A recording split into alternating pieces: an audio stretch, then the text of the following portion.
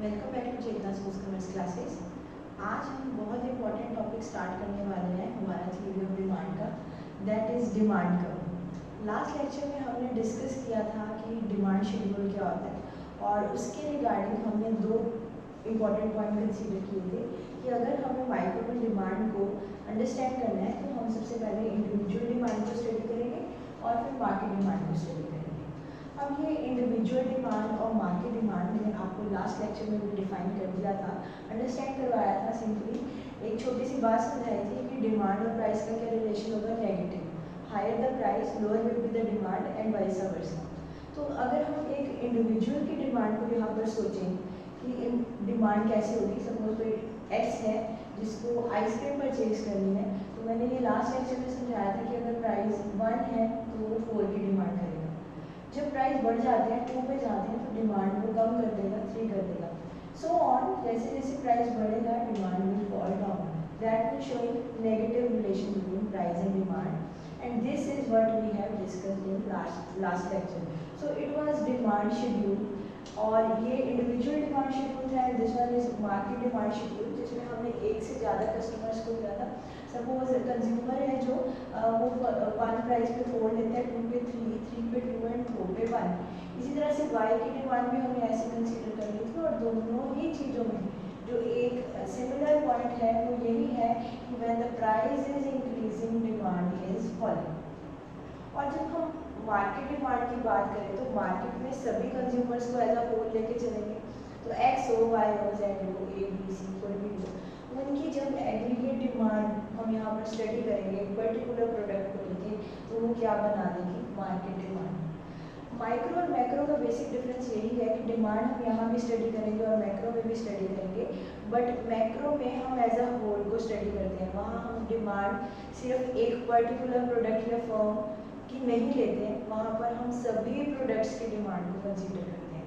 और जबकि माइक्रो में अगर यहाँ पर हम जैसे इसमें आइसक्रीम की स्टडी कर रहे हैं तो आइसक्रीम को ही स्टडी करेंगे। This is the major difference between micro and macros demand. तो आज हम जो नेक्स्ट करने जा रहे हैं दैट इज डिमांड कर्व। अब what is demand curve? Demand curve is a graphical representation of individual demand schedule. तो अगर ये जो टेबल है, अगर इसको हम ग्राफिक फॉर्म में पुट करेंगे that will make our demand curve. तो लॉजिकली जैसे डिमांड शेड्यूल इंडिविजुअल और मार्केट के होते हैं, इसी तरह से जो डिमांड कर्व्स भी हैं वो भी इंडिविजुअल डिमांड कर्व होगा और मार्केट डिमांड कर्व होगा।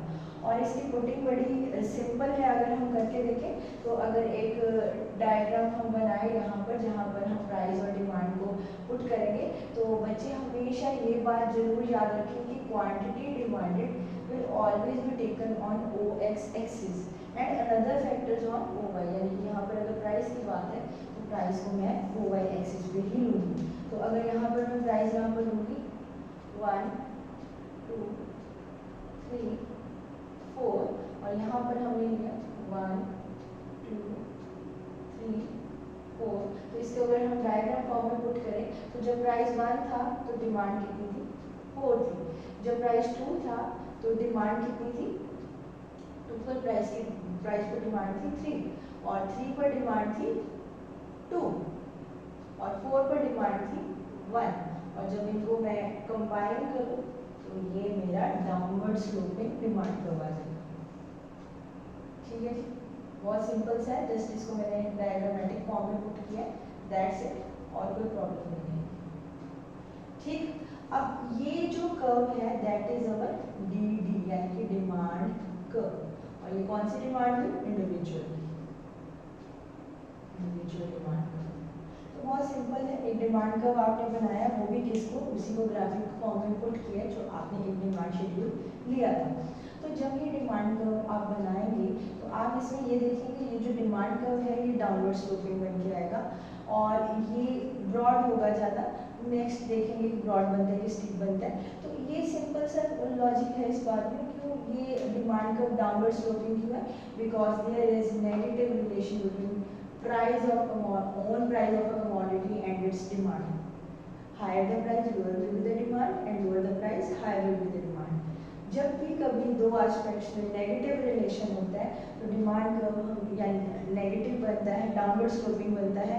और माइंड में रखिए कि जब भी ऐसा कोई नेगेटिव रिलेशन दिखेगा तो वहाँ पर कर्व्स हमेशा डाउनवर्ड स्लोपिंग यानी कि ऐसे फॉलिंग बनते दिखेंगे, और अपवर्ड स्लोपिंग बनेगी if there is a positive relation. तो याद रखने का बड़ा सिंपल सा फंडा है, देखिए नेगेटिव रिलेशन कर्व्स हमेशा ऐसे आने वाले। तो इसी तरह से मार्केट डिमांड को भी हम पुट कर सकते हैं। अगर हमने ग्राफिक फॉर्म में इसको भी पुट करना हो और मार्केट डिमांड को भी करना हो तो अब मैं यहाँ पर ये इनको डायरेक्टली से पुट करके दिखाऊंगी कि ये एक्स की डिमांड हो गई, ये वाई की डिमांड हो गई, और ये जो मार्केट डिमांड होगी और प्रोडक्ट हो जाएगी। रीजन बीइंग क्योंकि ये कंबाइंड डिमांड है, these are steeper as compare to this one market demand. तो ये मेरी हो जाएगी मार्केट डिमांड। तो आप ग्राफिकली इसको पुट करके देख सकते हैं। और हमेशा याद रखें कि हमेशा ओ एक्स एक्सिस पे हमेशा क्वांटिटी डिमांडेड होती है और ओ वाई एक्सिस पे हमेशा प्राइस होते हैं। तो demand curves are just graphic, ये क्या है, graphic representation, graphic representation of what, of demand schedule. That's it, बहुत सिंपल सी बात है। शेड्यूल बनाना हमने सीख लिया, और शेड्यूल भी कैसे याद रखा, लॉजिक से याद रखेंगे, प्राइस बढ़ रहा है, डिमांड घट रही है, डिमांड बढ़ रही है, प्राइस घट रहा है। किसी भी तरह से रिलेशन को देखेंगे और रिलेशन को देख के उसको एक जब आप टेबुलर फॉर्म में पुट करते हैं और टेबल को जब आप ग्राफिक फॉर्म में पुट करते हैं तो वो हमारे क्या बन जाते हैं, डिमांड कर्व। तो ये बेसिकली आज के कॉन्सेप्ट में हमने क्या क्लियर किया कि डिमांड कर्व हमारे कैसे बन गया। तो ये बहुत सिंपल और इजी टू अंडरस्टैंड था, ठीक है। ये हमने लास्ट क्लास में भी डिस्कस कर लिया था। तो जो आज बेसिक पार्ट डिस्कस किया दैट इज डिमांड कर्व। तो हम अब जो नेक्स्ट डिस्कस करना चाहेंगे वो होंगे हमारे डिमांड फंक्शन, ठीक है जी। तो डिमांड फंक्शन बहुत इंपॉर्टेंट है हमारे लिए कि डिमांड फंक्शन में क्या क्या आता है।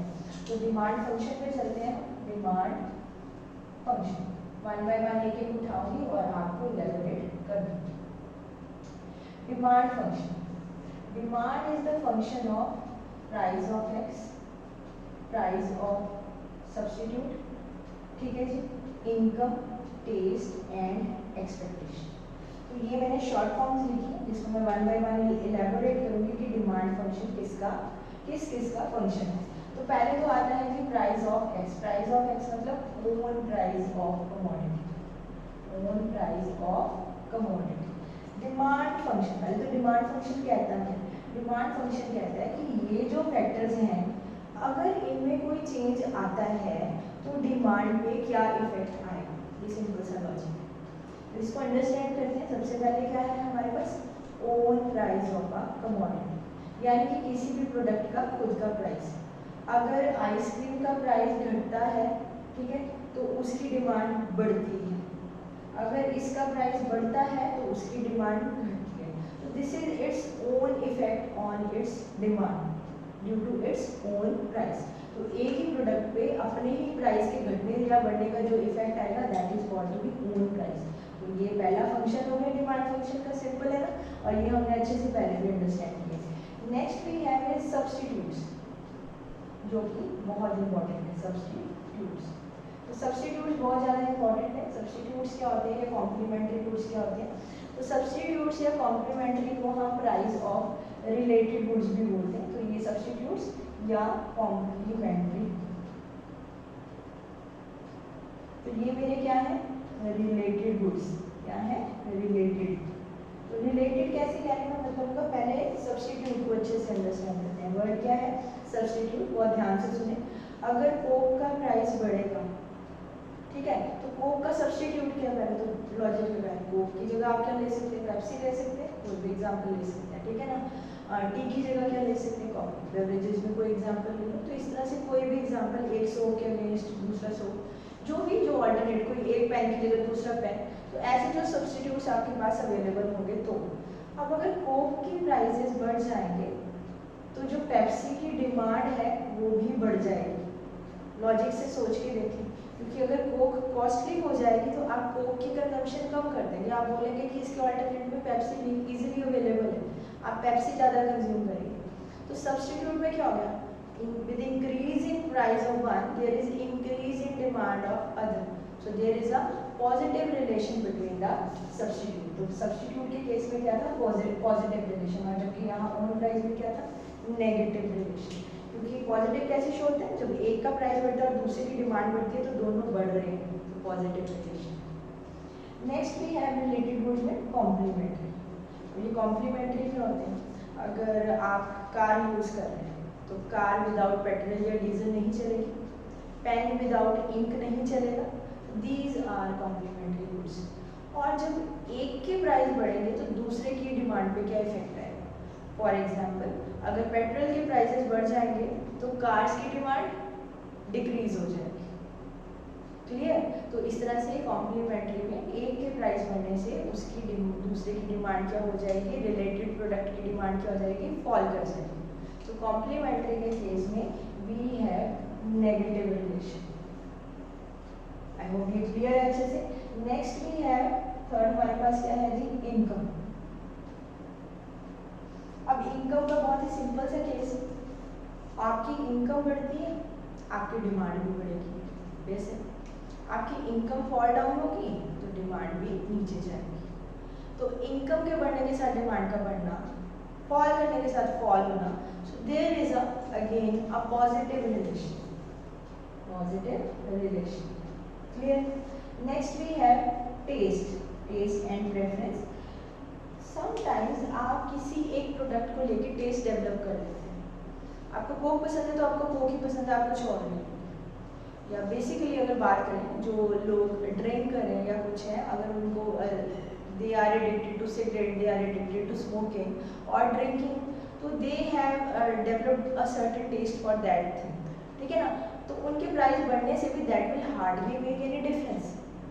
तो जब आप किसी चीज़ के लिए टेस्ट बना लेते हैं तो आप क्या करते हैं, उसको चेंज नहीं करते हैं जल्दी से, और उस केस में भी डिमांड का पॉजिटिव रिलेशन हो जाएगा, चाहे प्राइस बढ़े चाहे घटे, दैट विल रिमेन पॉजिटिव, ठीक है जी। और लास्ट है एक्सपेक्टेशन। अब ये एक्सपेक्टेशंस क्या है, एक्सपेक्टेशन मतलब if you expect that there will be increase in price of product in future. Example ले लेते हैं, आप गोल्ड खरीदते हैं, आपको पता है कि गोल्ड के प्राइस अनसर्टेन है, फ्यूचर में गोल्ड के प्राइस बढ़ सकते हैं, तो आप क्या करेंगे, मे बी आपकी डिमांड हो तो आप वो करंट डिमांड किसी भी ऐसे प्रोडक्ट की जिसका आपको लगे कि फ्यूचर में प्राइस बढ़ने वाला है, आप उसकी प्रेजेंट डिमांड राइज कर देंगे। और अगर आपको लगे कि इसकी डिमांड फॉल होने वाली है, मतलब इसका प्राइस फॉल होने वाला है फ्यूचर में, तो आप उसकी डिमांड, प्रेजेंट डिमांड भी फॉल कर देंगे। आपको लगेगा जब ये चीज़ सस्ती हो जाएगी तब इसको परचेज करेंगे। एग्जाम्पल, और सेल लगनी होती है, आपको पता होता है कि ये सेल में चीज़ आ जाएगी तब इसको परचेज कर लेंगे। तो that means what you have expectations, their prices would fall in future, so there is again a positive relation in case of expectation. Clear. तो ये सारे वो फैक्टर्स थे जो डिमांड को अफेक्ट करते हैं किसी तरह से, और इस तरह से ये डिमांड फंक्शन बनता है। तो ये सारी एक्सप्लेनेशन जब आपको अंडरस्टैंडिंग अच्छे से हो जाएगी, तो कोई भी बुक से आप रीड करेंगे, अंडरस्टैंडिंग आपको कॉन्सेप्ट की है, ये कॉन्सेप्ट्स ऐसे हैं जो आगे +1 से लेकर थ्रू आउट इकोनॉमिक्स में यूजफुल रहते हैं। इनको अच्छे से अंडरस्टैंड करें, इनको गो थ्रू में आपको ये बहुत अच्छे से समझ आ जाए। आई होप आज का लेक्चर सारा क्लियर हो, जिसमें हमने आज कर्व्स किए हैं और डिमांड फंक्शन की है, और अगर ये सब अच्छे से क्लियर है तो प्लीज़ नेक्स्ट लेक्चर के लिए कंटिन्यू करेंगे इसको, नेक्स्ट लेक्चर में डिमांड को, और आप ज़रूर देखें मेरा नेक्स्ट लेक्चर, और आज की video like, share and subscribe करना ना भूलें। Thanks for watching Chetna Sumit commerce classes.